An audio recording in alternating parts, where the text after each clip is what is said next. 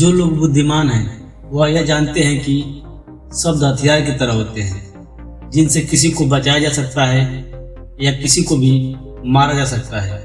अब आप सोच रहे होंगे कि शब्दों से किसी को कैसे मारा जा सकता है, तो जरा सोचिए, ज्यादातर आत्महत्याओं के पीछे किसका कारण होता है? किसी के पति ने कुछ कहा, किसी के पिता ने कुछ कहा और उन लोगों ने आत्महत्या कर ली। ये आत्महत्या किसके कारण हुई? वो पीड़िता के मन को इतना दुखी कर गए कि उसके मन से वो दुख सहना और ज़्यादा बर्दाश्त करना नामुमकिन हो गया और इसी वजह से उन्होंने आत्महत्या कर ली। ऐसे ही आपके शब्द किसी को नया जीवन प्रदान कर सकते हैं। जब कोई आदमी उदास होता है या दुखी होता है तो आपके शब्द उसमें एक नया जोश, एक नया उत्साह भर सकते हैं और एक हारा हुआ आदमी अपने जीवन में एक नई शुरुआत कर सकता है, सिर्फ शब्दों के माध्यम से, हमारी वाणी के माध्यम से। तो अब तक आप ये समझ ही गए होंगे कि हमारे शब्द हमारे जीवन को किस तरह निर्धारित करते हैं। शब्दों में इतनी ताकत होती है और किसी से बात करते वक्त हमें कितनी सावधानी से अपने शब्द सुनाने चाहिए। आज की जो बहुत कहानी मैं आपको सुनाने वाला हूँ उसमें आपको सीधे तौर पर कुछ ऐसे तरीके पता चलेंगे, कुछ ऐसी परिस्थितियाँ पता चलेगी जहाँ पे आपको हमेशा चुप रहना चाहिए। कुछ परिस्थितियों में अगर आप कुछ नहीं बोलेंगे तो वही आपके लिए सबसे ज़्यादा बेहतर होगा। इससे पहले कि आप इस कहानी में खो जाएं, इस चैनल को सब्सक्राइब कर लें। तो चलिए कहानी शुरू करते हैं। एक बार की बात है, एक युवा लड़का एक बार एक बौद्ध भिक्षु के पास पहुंचा।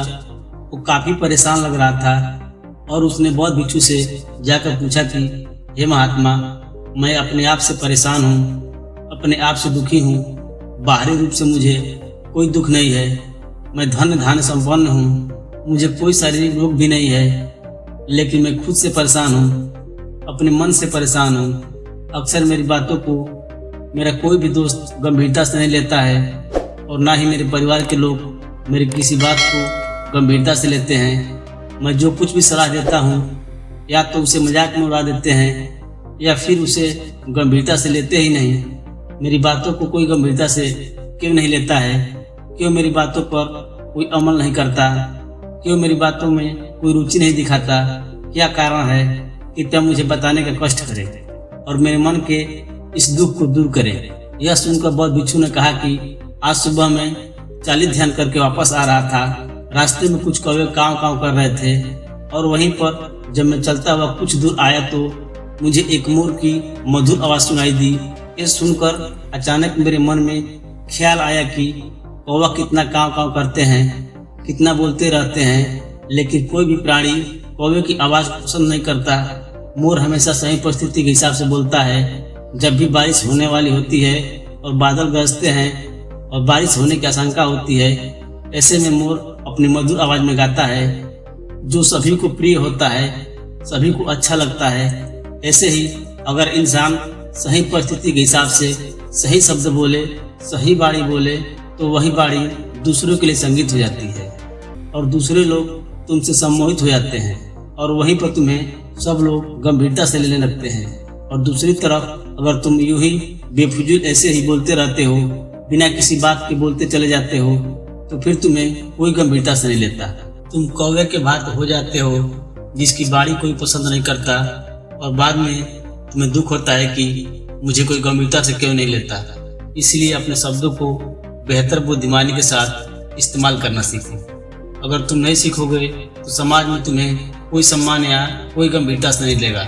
यह सुनकर वो लड़का बोला कि हे महात्मा, मैं जानता हूँ कि मैं ज़्यादा बोलने की बीमारी से ग्रस्त हूँ, मुझे इतना नहीं बोलना चाहिए, लेकिन मैं अपने आप पे काबू नहीं रख पाता और ना ही मैं इतना बुद्धिमान हूँ कि अपने शब्दों को नाप तोल कर बोल सकूं। मैं तो किसी से बात करते वक्त इतना सोचता भी नहीं कि मुझे अपने शब्द किस तरह इस्तेमाल करने हैं। कृपया करके कुछ ऐसी परिस्थितियां बता दीजिए जहां पर मुझे कब बोलना है या फिर बोलना ही नहीं है। अगर आप मेरा ऐसे मार्गदर्शन कर सकते हैं तो मेरा जीवन आसान हो जाएगा और मुझे ज़्यादा दिमाग या अपनी बुद्धि लगाने की जरूरत ही नहीं पड़ेगी। यह सुनकर बौद्ध भिक्षु ने मुस्कुराते हुए कहा कि बेटा, वैसे तो इंसान को हर परिस्थिति में सोच समझकर ही बोलना चाहिए, लेकिन अगर वो हमेशा होश में नहीं रह पाता है, ध्यान में नहीं रह पाता है, तो मैं तुम्हारे दैनिक जीवन की कुछ ऐसी परिस्थितियां बता रहा हूँ जहाँ पर तुम्हें हमेशा चुप रहना है। अगर तुम ऐसी जगहों पर कुछ बोलोगे तो तुम्हारा अपमान ही होगा या फिर तुम्हें कोई गंभीरता से नहीं लेगा। सबसे पहली जगह है, या यूँ कहें ऐसी परिस्थिति जहाँ पर इंसान को हमेशा चुप रहना चाहिए, वो है जब किसी ऐसे विषय में बातचीत हो रही हो जिसके बारे में आपको कोई जानकारी नहीं है। तो ऐसी परिस्थिति में व्यर्थ में बीच में टांग अड़ाना, अपना ज्ञान देना, व्यर्थ का ज्ञान, आपको कुछ पता ही नहीं लेकिन फिर भी आप अपना ज्ञान देने के लिए उत्सुक हैं, तो ऐसी जगह पर आपका अपमान ही होगा। जरा तुम खुद सोचो, जब कोई बीमार आदमी अपनी बीमारी के बारे में चर्चा कर रहा हो और उसको उस बीमारी के बारे में कोई भी ज्ञान नहीं है, लेकिन फिर भी आप व्यर्थ में बेकार में उसे ऐसी ऐसी औषधियाँ बता रहे हैं जिनका उसकी बीमारी से कोई तालमेल नहीं है, तो ऐसे में आप अपनी प्रतिष्ठा अपने हाथों से खो रहे होते हैं और आपको पता ही नहीं होता है। ऐसी परिस्थिति में आदमी को हमेशा सुनना चाहिए। ध्यान से सुनना भी एक कला होती है। अगर आप सुनने का दिखावा करेंगे तो कहीं ना कहीं सामने वाले आदमी को ये एहसास हो जाता है कि ये मेरी बात पूरी ध्यान से नहीं सुन रहा है। इसलिए जब आपको किसी विषय के बारे में पूरी तरह से जानकारी न हो तो वहाँ पर अपने केवल कान लगाना ही ज़्यादा महत्वपूर्ण होता है। आप उस इंसान की बातें ध्यान से सुन सकते हैं और इसी बीच आप दोनों के बीच एक ऐसा संबंध पैदा होगा और वह संबंध सच्चा होगा, क्योंकि आपने उसके बात को बड़े ही ध्यान से सुना है और इस बात का पता सामने वालों को भी होता है तो हम बिना कुछ बोले सिर्फ सुनने मात्र से किसी को अपना मित्र बना सकते हैं। इस बात को हमेशा ध्यान में रखना। दूसरी जगह जहाँ पर इंसान को हमेशा चुप रहना चाहिए वो है खाना खाते वक्त। खाना खाते वक्त इंसान को हमेशा चुप रहना चाहिए। खाना इंसान को हमेशा चुप रहकर खाना चाहिए, मौन रहकर खाना चाहिए। महात्मा बुद्ध और उनके भिक्षु हमेशा चुपचाप रहकर भोजन करते हैं, शांत भाव से भोजन करते हैं, परिपूर्ण होकर भोजन करते हैं, एक एक टुकड़ा का स्वाद लेकर भोजन करते हैं। और ऐसा भोजन जब आपके शरीर में पहुंचता है तो वो आपके अंग अंग तक ऊर्जा पहुंचाता है। अक्सर हम भोजन करते वक्त कुछ न कुछ बोलते रहते हैं, कुछ न कुछ सुनते रहते हैं, लेकिन मौन रहकर पूरा स्वाद लेकर उस भोजन को कभी नहीं करते। हम उस भोजन को करते वक्त आधे अधूरे रह जाते हैं और इसलिए हमारा शरीर रोगों से ग्रस्त हो जाता है।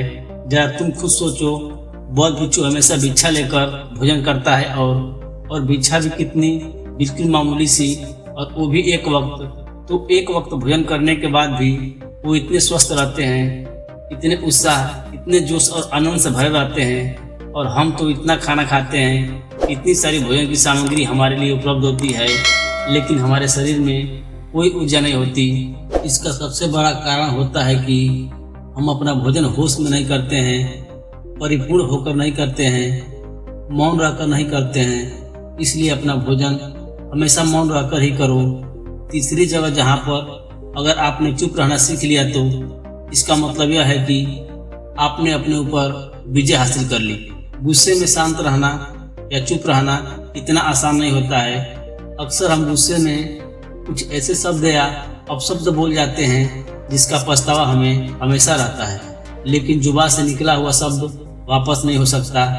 उस शब्द को मिटाया भी नहीं जा सकता।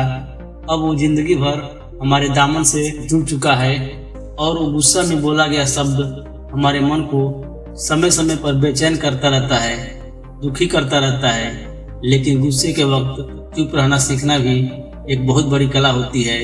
गुस्से में आदमी का अपने ऊपर काबू कहाँ रहता है, अपनी इंद्रियों को बस में कहाँ रख पाता है। इसलिए इस कला को आप तभी सीख सकते हैं जब आप गुस्सा भी होश में रहकर कर पाएं। आपके दिमाग में सिर्फ एक ही बात आए कि मुझे चुप रहना है, मुझे किसी से कुछ गाली गलौज नहीं करना है, किसी को कोई अपशब्द नहीं बोलना है। और जब ये विचार गुस्से के साथ जुड़ जाता है और धीरे धीरे ये आदत बन जाता है तो आप अपने गुस्से को भी काबू में करना सीख जाते हैं। जब भी कभी गुस्सा आए तो किसी को कुछ बोलने के बजाय कुछ शारीरिक व्यायाम करना शुरू कर दो। उछलना, भागना, दौड़ना, जिम करना, कुछ भी आप ऐसा व्यायाम कर सकते हो जिसमें आपका शरीर थक जाए। आप पाएंगे कि जब आपका शरीर थक जाता है तो आपका मन भी शांत हो जाता है। आपने उस गुस्से की ऊर्जा को एक सकारात्मक रूप दे दिया और यही बुद्धिमान व्यक्ति की पहचान होती है, जो दूसरों के तानों से भी अपना घर बना लेता है, अपनी कामयाबी के रास्ते निकाल लेता है। वही सच में बुद्धिमान आदमी है।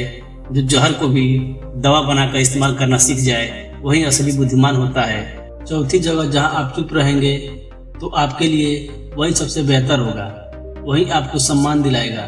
चौथी जगह है जब चार लोग आपस में बैठकर बात कर रहे हो, कोई बैठक कर रहे हो, तो वहाँ पर जब चार लोग बात कर रहे होते हैं तो चारों लोग एक साथ तो बात नहीं करते। एक एक करके एक बार में एक व्यक्ति बोलेगा और तीन सुनेंगे, तभी वो बैठक कामयाब हो पाएगी, तभी वो चर्चा सही रूप से आगे बढ़ पाएगी। लेकिन अगर कोई आदमी ऐसा बैठा हुआ है जो बीच में ही दूसरों की बात काटकर अपनी बात को ऊपर रखना चाहता है, तो ऐसे में वो चर्चा या बैठक आपको कहीं नहीं पहुंचाएगी और चारों लोगों के बीच आप सबसे बड़े मूर्ख कहलाओगे। अगर आपको अपनी बात करनी है तो सामने वालों को अपनी पूरी बात करने दो, उसके बाद अपने विचार रखो। यही एक अच्छे आदमी की पहचान होती है। और आखिरी जगह है, अगर आपके माता पिता हमें कुछ कह देते हैं, हमारे बड़े बुजुर्ग हमें किसी बात पर डांटते हैं या हमें थप्पड़ मार देते हैं, तो ऐसी जगहों पर आपका चुप रहना ही उनके प्रति सम्मान दिखाएगा, उनके प्रति आदर का भाव व्यक्त होगा।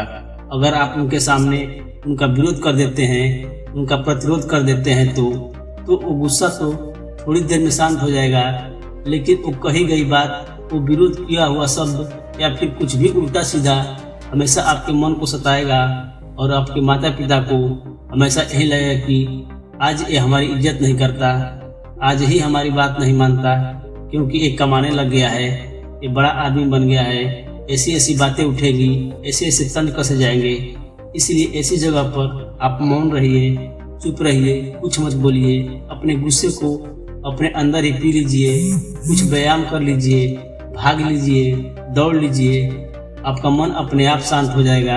आखिर में बौद्ध भिक्षु ने अपनी बात को खत्म करते हुए कहा कि कम शब्दों में अपनी भावनाओं को उतारना सीखो। शब्द हथियार की तरह होते हैं। बोलो तो होश में बोलो, ध्यान से बोलो।